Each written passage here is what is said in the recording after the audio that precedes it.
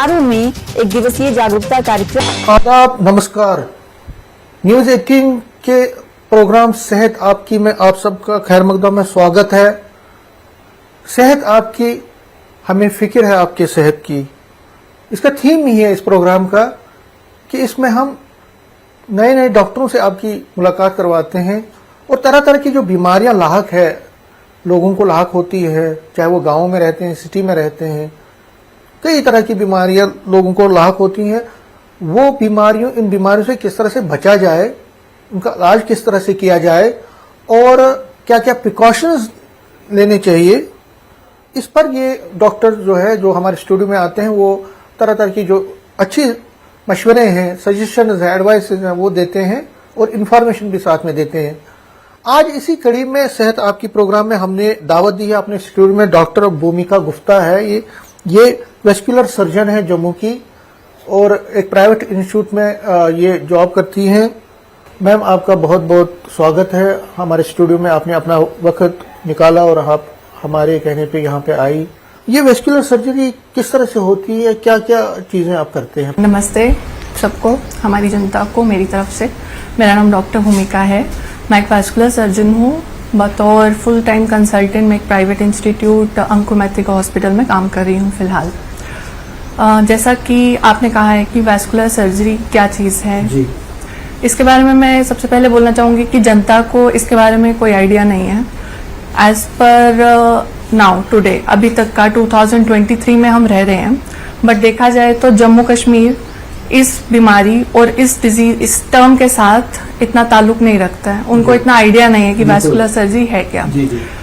तो vascular surgery एक umbrella term है। It is sort of umbrella cover जो कि बहुत सारी बीमारियों को कवर करता है, बट मोस्ट इम्पॉर्टेंटली ये फोकस करता है हमारी वेसल्स पे।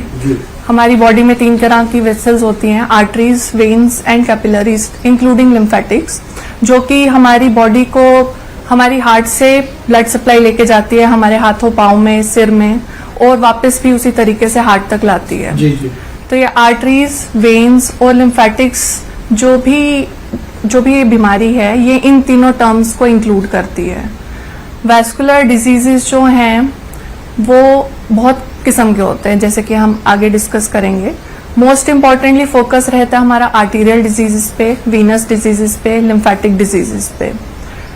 तो जो हमारी ये वैस्कुलर डिजीजेज हैं बहुत कॉमन है, ऐसा नहीं है कि ये टर्म्स किसी ने सुनी नहीं है, बट जम्मू कश्मीर के जो लोग हैं, जो यहाँ की जनता है, आप कह सकते हैं कि एज पार्ट ऑफ गवर्नमेंट या एज पार्ट ऑफ डॉक्टर्स हम लोग लैक कर रहे हैं। हम लोगों ने इतना अवेयरनेस क्रिएट नहीं किया है कि लोगों को पता चले कि हाँ जी ऐसी बीमारी है और ये इसका इलाज है।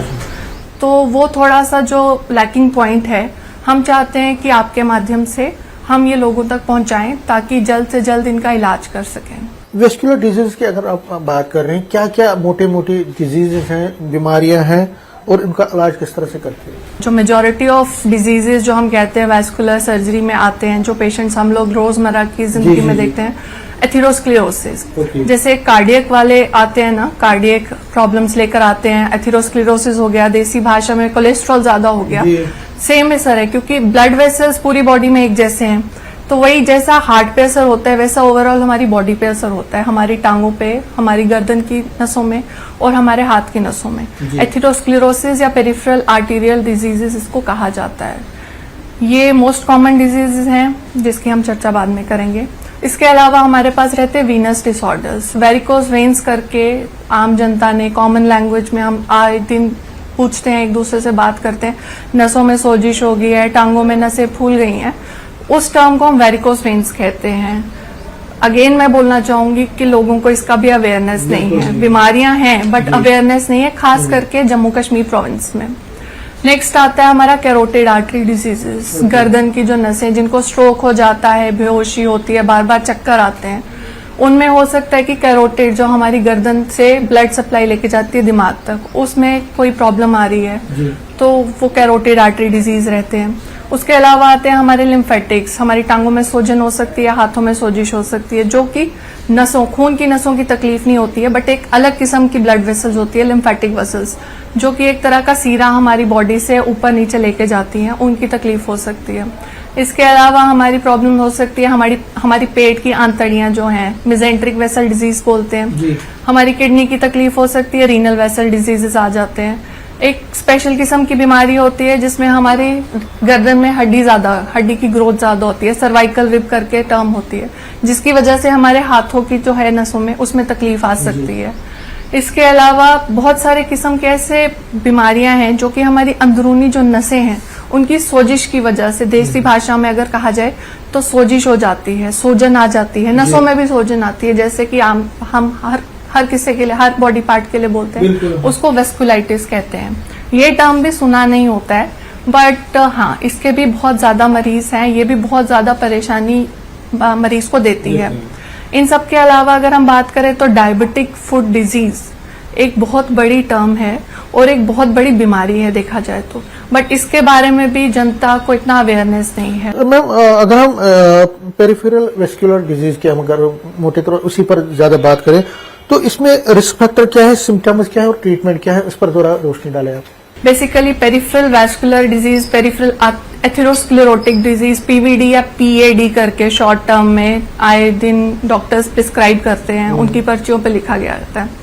एक किस्म की तकलीफ है कि जो हमारी आर्टरीज हैं, जो ब्लड वेसल्स हमारे हार्ट से टांगों में और बाजुओं में खून लेके जाती है, आर्टीरियल सप्लाई, उनमें कोलेस्ट्रॉल जम जाता है, चर्बी ज्यादा होती है, कोलेस्ट्रॉल जम जाता है, एथेरोस्क्लेरोसिस करते हैं। मैंने जैसे पहले कहा है, cardiac diseases just because awareness ज्यादा है उसकी वजह से पेशेंट्स जल्दी आ जाते हैं। जैसे हार्ट अटैक होता है वैसे ही बाजुओं में और टांगों में अटैक्स होते हैं, पीवीडी करके इनको शॉर्ट फॉर्म बोला जाता है। आपने सुना होगा कि गैंग्रीन करके लोगों को बन जाती है, बड़ा रहता है, हाथों में या पाँव में कालापन हो जाता है, टांग काटने की या अक्सर शिकायत ये इस बीमारी का लास्ट फेज होता है, ये लास्ट फेज है। एथेरोस्क्लेरोसिस जो है उसके अगर हम रिस्क फैक्टर्स की बात करें तो जैसा हमारा कार्डियक डॉक्टर्स अवेयर करते हैं वैसे ही हमारा टांगों और हाथों के लिए भी है। इसमें सबसे इम्पोर्टेंट कॉज आता है एज, जो कि रिवर्स नहीं होता है, जिसके बारे में हम कुछ नहीं कर सकते हैं। खून की जो नसें हैं उसमें कोलेस्ट्रॉल जमेगा, उसमें जो खून का सप्लाई ले जाने की जो हमारी नेचुरल टेंडेंसी है उसमें रुकावट आएगी। तो विद एज ये डिजीज, तो ये कितना रिस्क फैक्टर है? ग्लोबली इसका रेट अराउंड 15 to 20% है। ओके। इंडिया में 25 to 30% आएगा।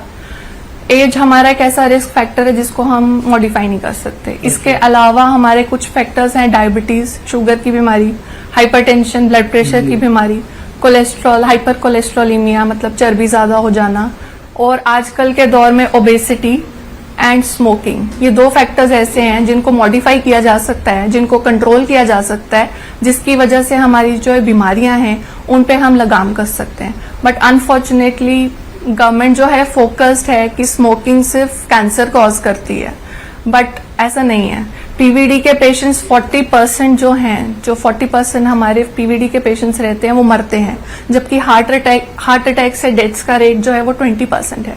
तो majority chunk is PVD, but उसकी अवेयरनेस नहीं है, उसके बारे में कोई चर्चा नहीं करेगा, कोई डिस्कशन नहीं है, उसका कोई भी ऐसा है नहीं, हमारी गवर्नमेंट स्कीम्स नहीं है जिसकी वजह से हम लोगों तक अपनी एक और है वेरिकोस वेन्स का, जो ये क्या होती है, इसका कॉन्सेप्ट क्या है?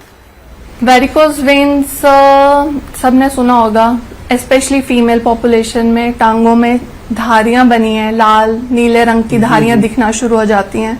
किसी किसी की स्टेजेस ऐसी, ये अर्ली स्टेज है, उनको रेटिकुलर वेन्स या टेलेंजेक्टेसिया कहते हैं। जब वो स्टेज बढ़ जाती है, जब इसका इलाज नहीं करते तो वही नसें गुच्छे बन जाते हैं एक किस्म से। अंग्रेजी भाषा में जो हम मेडिकल टर्म यूज करते हैं उसमें होता है dilated, tortuous and elongated varicose veins होती हैं। जो हमारी टांगों की नसें हैं वो फूल जाती हैं, दिखना शुरू हो जाती हैं, बल्ज बन जाते हैं, उनको वेरिकोस वेन्स कहा जाता है। आमतौर पर 25 से 35% इंडियन पॉपुलेशन में देखा गया है। मेजॉरिटी मेल्स पॉपुलेशन है। क्यों? क्योंकि वो बता देते हैं, आ जाते हैं। इंडियन फीमेल्स हैं, वर्किंग फीमेल्स हैं, काम करती रहेंगी, अपनी सेहत का ध्यान नहीं रखेंगी, लापरवाही करेंगी, इसीलिए लेट स्टेज में आएंगी और डायग्नोसिस भी नहीं होता है। कुछ लोग बिना डायग्नोसिस के सालों साल निकाल देते हैं। वेरिकोस वेन्स में भी हमारे रिस्क फैक्टर्स वही सेम रहते हैं। तो इसमें आप ट्रीटमेंट किस तरह से करते हैं? जैसे कोई ऐसा पेशेंट आता है तो क्या एडवाइस देते हैं आप? वेरिकोज वेन्स देखो ऐसी बीमारी है जो सिर्फ टांगों पे होती है, पहले तो हाथों में होगी नहीं, जो कि आमतौर पे नोशन है कि हमें हाथों की नसें दिख रही हैं, वो वेरिकोज वेन्स ऐसा होता नहीं है, ये सिर्फ टांगों पे होती है। थकावट, अचमी, टांगे में मरोड़ पड़ना, बखोड़े उठना, सोजिश आना, ये इनकी अर्ली स्टेजेस है। लेट स्टेजेस में आ जाते हैं, जख्म बन जाते हैं, पांव काले हो जाते हैं, जख्म ऐसे होते हैं जो भरते नहीं है। उस स्टेज तक ना जाने के लिए हमारे पास बहुत किस्म के इलाज हैं आजकल। पहले इलाज होते थे, ओपन सर्जरीज करते थे, कट्स लगते थे, 1-2 दिन की बेड रेस्ट होती थी। आजकल ऐसा नहीं है, नई टेक्नोलॉजी आई है लेजर करके, एंडोवीनस लेजर एब्लेशन करके एक बहुत अच्छी फायदेमंद थेरेपी है जो कि ओपीडी बेस में भी करी जा सकती है। बिना कट के, बिना टांकों के, बिना बेहोशी के ये ऑपरेट किया जाता है। लेजर एक किस्म की तार होती है जो हम सुई के रास्ते जाते हैं, आपकी जो टांगों की नसें हैं उसमें जाएंगे, नसों को सील कर दिया जाता है। इससे आपकी बॉडी की ब्लड सप्लाई पे कोई रिस्क नहीं है, कोई हार्म नहीं है। Varicose veins already disease veins हैं, उनका बॉडी में कोई फंक्शन ही नहीं, तो इसीलिए कॉम्प्लिकेशंस ना हो, उनका जल्द से जल्द इलाज कर देना चाहिए। मैम क्योंकि इस पर और बातें करनी है, क्योंकि एक ब्रेक लेना हमने, बहुत अच्छी बातें आप वेस्कुलर सर्जरी और उसके जो डिजीजेस हैं उस पर आप कह रही हैं। हमें एक ब्रेक लेना है, ब्रेक के बाद दोबारा आपके पास आएंगे। कार्यक्रम में वरिष्ठ अधिकारियों के अलावा 13 विभागों के 150 कर्मचारियों ने भाग लिया। प्रतिभागियों को विभिन्न कानूनों से अवगत कराया गया। फिर एक बार स्वागत है, हमारे साथ हैं डॉक्टर भूमिका गुप्ता। मैम अब हम दूसरे सेगमेंट में हैं और सबसे पहले इस सेगमेंट में पूछना चाहूंगा कि डीवीटी बहुत इम्पोर्टेंट है, ये क्या होता है, इसमें क्या ट्रीटमेंट होता है, क्या रिस्क फैक्टर्स हैं, क्या सिम्टम्स है, इस पर जरा रोशनी डालें। DVT is deep venous thrombosis, मतलब हमारी जो नसें हैं, अंदरूनी नसें हैं जो हार्ट तक ब्लड लेके जाते हैं, डीप वेन्स, उनमें क्लॉटिंग हो जाना। इसके बहुत सारे कारण होते हैं। आमतौर पर कारण होता है सेकेंडरी कॉजेज जिसको बोलते हैं, जो ऑपरेशन के बाद लोगों में टांगों में सूजन आती है, जिनको बेड रेस्ट प्रोलॉन्ग्ड होती है, उनमें सोजिश आ सकती है। आफ्टर चोट लगना, after trauma, after prolong travel, या कुछ किस्म की ऐसी मेडिसिन होती है, आमतौर पे देखा जाता है फीमेल्स में हार्मोनल पिल्स लेती हैं वो, उनमें ये ऐसी प्रॉब्लम आती है कि टांगों में सोजिश आ जाएगी, उनमें क्लॉट्स बन जाते हैं। बेहद दर्दनाक प्रॉब्लम कह सकते हैं, बहुत सिवियर पेन होती है, टांगे सूज जाती हैं, लालो लाल हो जाती हैं, पेशेंट चल फिर नहीं पाता है। इसका भी इलाज होता है। आमतौर पे ज्यादातर लोग जाते हैं ऑर्थोपेडिशियंस के पास या फिजिशियंस के पास, जो कि ओवर द काउंटर मेडिसिन दे देंगे। आजकल जो गाइडलाइंस हैं, जो हमारी जो इंटरनेशनल गाइडलाइंस हैं, उनके हिसाब से ट्रीटमेंट अगर दिया जाए तो benefit is with in 3 to 6 months। Swelling का असर जो है विद इन 1 week खत्म हो, स्वेलिंग निकल जाएगी, पेन जो है विद इन 2 to 3 days निकल जाएगी। बट जस्ट बिकॉज वो प्रॉब्लम ऐसी होती है, क्लॉटिंग होना अच्छी बात नहीं है। कई बार जिस्म में हमारे जो ब्लड वेसल्स हैं उसमें कुछ ऐसे फैक्टर्स होते हैं जो कि क्योर नहीं कर सकते, हम कंजेनिटल रह सकते हैं। उस केसेस में हमें लाइफ लॉन्ग थेरेपी दी जाती है। अदरवाइज जो जैसे मैंने कहा सर्जरी के बाद या किसी चोट लगने के बाद या लॉन्ग ट्रैवल के बाद अगर क्लॉट बनते हैं तो 3 to 6 months का ट्रीटमेंट रहता है। पेशेंट लापरवाही ये करते हैं कि कुछ मेडिसिन खा के छोड़ देना, पूरा इलाज ना कराना। इसकी प्रॉब्लम क्या आती है कि टांगों की जो सोजिश है वो परसिस्ट करेगी, बाद में उनको वेरिकोज वेन्स बन सकती है, जख्म बन सकते हैं। तो इसीलिए सभी जनता से अपील है कि अगर उनको ब्लड में ऐसी कोई शिकायत होती है तो प्लीज जल्द से जल्द इलाज कराएं। एक और है डायबिटिक फुट डिजीज, ये क्या होता है और किस तरह से इसका ट्रीटमेंट किया जाता है, इसका इम्पैक्ट क्या होता है बॉडी पे और इसका ट्रीटमेंट क्या है? अगर हम बात करें तो डायबिटीज आजकल की ऑलमोस्ट नंबर 1 एक प्रॉब्लम है globally around the world. Latest census के हिसाब से 1 in 10 persons are diabetics world wide and India में 1 in 7 आर डायबिटिक्स। बहुत बड़ा चंक है ये। और इन 1 in 7 में से अगर हम 7 में से 1 पर्सन को डायबिटीज मान रहे हैं और अगर हम एक ग्रुप लेंगे डायबिटिक पीपल का तो 1 in 3 person will land up in diabetic foot ulcer. इसके बहुत सारे कारण होते हैं। पहला शुगर का कंट्रोल ना होना, दूसरा स्मोकिंग कंटिन्यू करना, तीसरा अगर आपको पाँव में दर्द है या कुछ वैसी प्रॉब्लम है तो इलाज ना करवाना।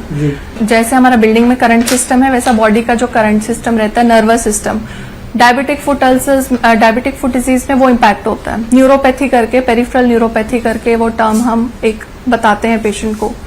उसमें सुनपना आना, पाँव में झंझनाहट, पाँव भारी रहना, पाँव में सेंसेशन लॉस हो जाना, ये over a period of time आता है, ये रिवर्सिबल नहीं है। एक बार अगर पेशेंट को ये सारे सिम्टम्स आ गए हैं तो जल्द से जल्द अपने फिजिशियन को या डायबिटिक स्पेशलिस्ट जो भी है उनसे कंसल्ट करना चाहिए। खून की सप्लाई की जांच करी जाती है और नर्वस सिस्टम जो है उसके वेरियस टेस्ट रहते हैं जिसमें हम ग्रेडिंग करते हैं कि माइल्ड डिजीज है कि सिवियर। इनकेस खून की सप्लाई कम है तो वो पाँव जो है बहुत बड़े रिस्क पे होता है। 10 to 20% रिस्क है कि उसमें जख्म बनेंगे और 40% चांस है कि वो जख्म जो है एम्पुटेशन में तब्दील हो जाएंगे। एम्पुटेशन जो है मेजर चंक होता है डायबिटिक फुट डिजीज का, इसीलिए सभी को बोला जाता है कि पाँव का जो है खास तौर से ध्यान रखना है, शुगर का ध्यान रखना है, लापरवाही नहीं करनी है। न्यूरोपैथी, आर्टीरियोपैथी प्लस बोन डिस्ट्रक्शन, ये 3 कंपोनेंट हैं जो कि डायबिटिक फुट डिजीज स्पेक्ट्रम है उसको एक टर्म दी जाती है 4 कोर्स फुट, जिसमें तीनों फैक्टर्स जो है अपना अपना रोल निभाते हैं। At the end of the day patient लाचार हो जाएगा, चलने फिरने के लायक नहीं रहेगा, ऐसे जख्म बनेंगे जो भर नहीं सकते हैं। एंड एंड ट्रीटमेंट में उनको हम बता देते हैं कि नहीं, अगर आपका कुछ भी फायदा कोई भी मेडिसिन से या कोई भी सर्जिकल मेथड से कोई भी अगर रिलीफ नहीं है तो एम्पुटेशन करवाना पड़ेगा। डायबिटिक फुट डिजीज की जो आर्टरीज होती हैं उनमें कैल्शियम बहुत ज्यादा होता है। उस वजह से जो है वो नसें जो है प्रॉपर ब्लड सप्लाई नहीं दे पाती, एंड वेसल्स होती हैं, खून की सप्लाई पूरी पहुंच नहीं पाती, तो हमारी जो उंगलियां हैं उन पे भी नुकसान होता है। इस बात पे भी लोगों को गौर फरमाना चाहिए। लेजर थेरेपी क्या होती है, इसमें किस तरह से आप ट्रीटमेंट करते हैं, कैसे पेशेंट होते हैं जिसको लेजर थेरेपी की जरूरत है? आजकल लेटेस्ट ट्रेंड्स हैं, हर किसी बीमारी के लिए नया नया इलाज है और सबसे उम्दा इलाज होता है कि बिना कट के, बिना टांगों के, बिना बेहोशी के इलाज किया जाए। जी जी। तो वेरिकोज वेन्स एक ऐसी बीमारी है जिसमें फैसिलिटी अवेलेबल है जिसको हम लेजर कहते हैं। 2-3 किस्म की लेजर टेक्निक्स होती हैं, एक तो एंडोवीनस लेजर एब्लेशन हो गया, एक रेडियो फ्रीक्वेंसी एब्लेशन हो गया। अलग अलग किस्म की थेरेपीज में एक माइक्रोवेव एब्लेशन भी है जो कि जम्मू में इस वक्त अवेलेबल नहीं है, बट अदर दो facilities they are available. OPD based settings है, हार्डली 10 to 15 मिनट्स का प्रोसीजर है। पेशेंट आता है, इंजेक्शन लगवाता है, घर जाता है। 2 हफ्ते के लिए उसको स्टॉकिंग्स प्रिस्क्राइब की जाती है। कोई ज्यादा पेन नहीं है, कोई बेहोशी नहीं है, स्कार नहीं रहेगा, कोई टांका नहीं लगेगा। ये इन सभी के बेनिफिट्स हैं। और जो रिजल्ट्स हैं, हमारी ओपन सर्जरीज देखी जाए और हमारी लेजर टेक्निक्स देखी जाए तो ऑलमोस्ट कंपेरेबल रिजल्ट्स हैं। इन दोनों में मान सकते हैं कि 96% एफिकेसी है लेजर रिजल्ट्स की। So it's very good, cosmetic purpose के लिए भी अच्छा है एंड एज सच भी पेशेंट्स को लेजर टेक्निक का बेनिफिट उठाना चाहिए जिनको तकलीफ है। एक और गैंग्रीन का होता है, ये इसका असर क्या होता है, ये बीमारी क्या है, इसका असर क्या होता है और किस तरह से फिर आप इलाज करते हैं? देखो, गैंग्रीन ना देसी भाषा में जो आमतौर की भाषा में बोलते हैं हिस्सा काला हो गया, पाँव काला पड़ गया। स्टार्ट होता है एक छोटा सा नाखून, उस पर चोट लग गई, बढ़ते बढ़ते उंगली काली हो गई, पंजा काला हो गया, पाँव काला हो गया। ऐसा नहीं है कि सिर्फ पाँव पे होता है, हाथों की उंगलियों पे भी हो सकता है। मोस्ट कॉमन कॉज इनका आता है स्मोकिंग्स। जब ये गैंग्रीन एक बार ही डेवलप हो गया, अगर आप तभी भी स्टेज पे डॉक्टर के पास, जैसे कि हम वैस्कुलर सर्जन्स हैं, हमारे पास अगर आते हैं तो कुछ बेसिक टेस्ट रहते हैं। आमतौर पे सीटी स्कैन डायरेक्ट करवाए जाते हैं। सीटी स्कैन से हमें अंदर की नसों की पता चल जाता है कितना खून जा रहा है, कितना नहीं जा रहा है। इसके भी अलग अलग इलाज हैं।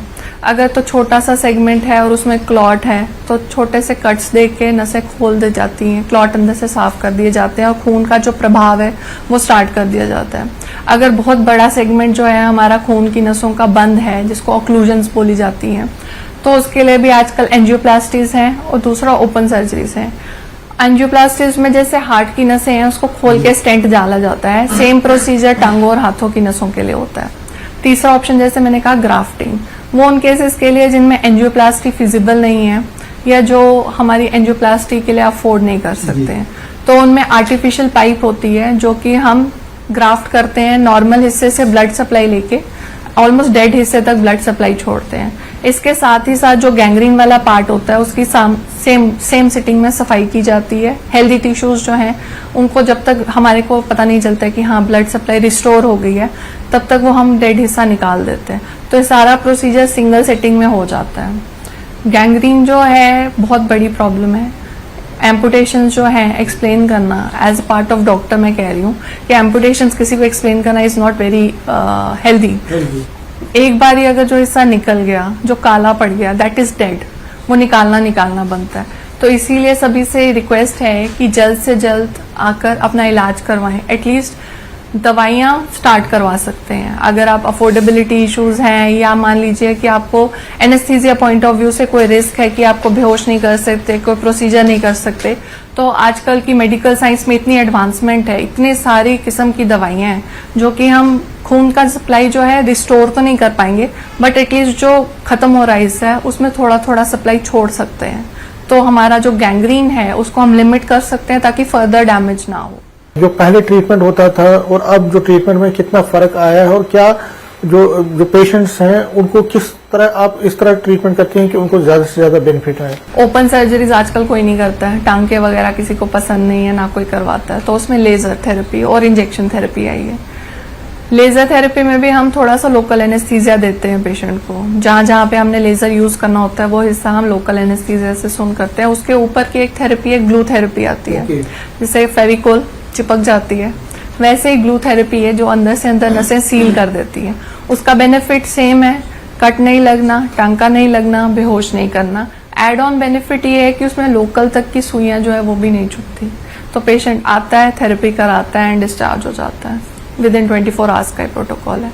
तो आप स्टेंटिंग एक पॉसिबिलिटी लेके चल सकते हैं कि अगर आपकी नसें बंद हैं तो हाँ, हम एंजियोप्लास्टी, सिंपल एंजियोप्लास्टी से खोल सकते हैं। हार्डली 10 to 15% केसेस होते हैं जिसमें स्टेंट की जरूरत पड़ती है। अदरवाइज ज्यादातर जो मेजॉरिटी चंक है वो हमारा एंजियोप्लास्टी, जिसको बलून डायलिटेशन बोलते हैं, उससे निकल जाता है। तो ये एक मतलब ये आजकल का लेटेस्ट एक ट्रेंड है ट्रीटमेंट का। लेडीज की अगर हम बात करें तो उनमें ज्यादातर हम देखते हैं उनको पेन होती है, ये क्या रीजन क्या है? अभी भी फिलहाल जो हम ओपीडीज करते हैं ना, उसमें अगर मान लीजिए कि अगर हम 30 to 40% फीमेल्स देख रहे हैं, मेजॉरिटी 80 to 90% फीमेल्स की कंप्लेंट रहती है। They have different parts of body जो है उनका पेन करता है, गर्दन में, कमर में, शोल्डर्स में। इसका एक इसकी एक बीमारी का कारण है हमारी मल्टीविटामिन डेफिशिएंसीज। हमारा लाइफस्टाइल आजकल का चेंज हो गया है। विटामिन डी एक्सपोजर, जो सन एक्सपोजर जो है वो आजकल मिलता नहीं है, वो एक हार्मफुल इफेक्ट है हमारा, जो हम एक्सपोज नहीं कर पाते अपनी बॉडीज को। उसकी वजह से हमारी बोन जो है वीक हो जाती है। अब हम आपसे जानना चाहेंगे कि किस तरह से आम लोग जो गांव में रहते हैं, जो जिनको पूरा पता नहीं है, नॉलेज नहीं है, वो किस तरह से अपने वेस्कुलर जो सिस्टम है उसका ध्यान रखेंगे, किस तरह से वो अपने आप को ध्यान रखेंगे? जो हमारी फार फ्लंग एरियाज हैं, रूरल पॉपुलेशन है, उस तक डॉक्टर्स पहुंचते नहीं हैं, है ना। इकोनॉमिकली बैकग्राउंड ऐसा होता है कि ज्यादातर डॉक्टर्स वहां पे जाके प्रैक्टिस करना समझते नहीं, ठीक नहीं समझते, जो कि उनके पार्ट पे भी अपनी प्रॉब्लम्स हैं और पेशेंट के पार्ट पे भी प्रॉब्लम्स हैं। जो टीवी, रेडियो, मोबाइल, जो ये आजकल का जो चैनल ऑफ कम्युनिकेशन है, जो अवेयरनेस ये क्रिएट कर सकता है ना, वो हम खाली ओपीडीज में बैठ के नहीं कर सकते। पेशेंट जो है वो आपके पास तभी आता है जब उसको लाचारी होती है ना। ट्रीटमेंट के लिए आएगा, एंड स्टेज में पहुंचेगा जब आप कुछ ज्यादा कर नहीं पाएंगे। तो अवेयरनेस हमें उस लेवल पे क्रिएट करनी है कि ये सब एंड तक प्रॉब्लम ही ना पहुंचे। डाइट में आप क्या चाहते हैं कि क्या सजेस्ट करते हैं कि जिससे ये मजबूत रहे? Obesity is one of the leading cause of all problems. अभी करंट की ट्रेंड में जो है ओबेसिटी जो है एक किस्म की अपने आप में बीमारी है। उसको प्रिवेंट करने के लिए बैलेंस डाइट होती है। बैलेंस डाइट हो गया कि हमारा जो मेन चंक है 40% ऑलमोस्ट फ्रूट्स एंड वेजिटेबल्स होना चाहिए, 25 and 25% should be carbohydrates and proteins, and around 10% जो है वो फैट चंक होना चाहिए। This composes a balance diet. Balance diet जो है जरूरी है। आपका जो BMI जो हम आम मेडिकल टर्म्स में यूज करते हैं, बॉडी मास इंडेक्स, प्रॉपर वो अगर नॉर्मल माना जाए तो 18 से 25 के बीच में, लेकिन आजकल की पॉपुलेशन में 70 to 80% जो है जो ओवरवेट है या ओबीस है। रूरल पॉपुलेशन या non affluent population that is underweight. तो हमारा जो पूरा बैलेंस है वो बिगड़ा हुआ है। बैलेंस डाइट प्लस एक्सरसाइज दो ऐसे फैक्टर्स हैं जो कि आप मॉडिफाई कर सकते हो, जो कि आप अवेयरनेस दे सकते हैं, जिसकी वजह से हमारी ज्यादातर प्रॉब्लम्स उन पर कंट्रोल किया जा सकता है। बिल्कुल बिल्कुल। वक्त की कमी है मैम, आप हमारे स्टूडियो में आई, आपका बहुत बहुत धन्यवाद। तो ये थी डॉक्टर भूमिका गुप्ता, वेस्कुलर सर्जन है सेहत आपके प्रोग्राम में बस आज इतना ही। नए प्रोग्राम में नए हफ्ते किसी नए डॉक्टर से आपकी करवाएंगे मुलाकात। तब तक मुझे और मेरी पूरी टीम को दीजिए इजाजत। नमस्कार। Reporters 67 plus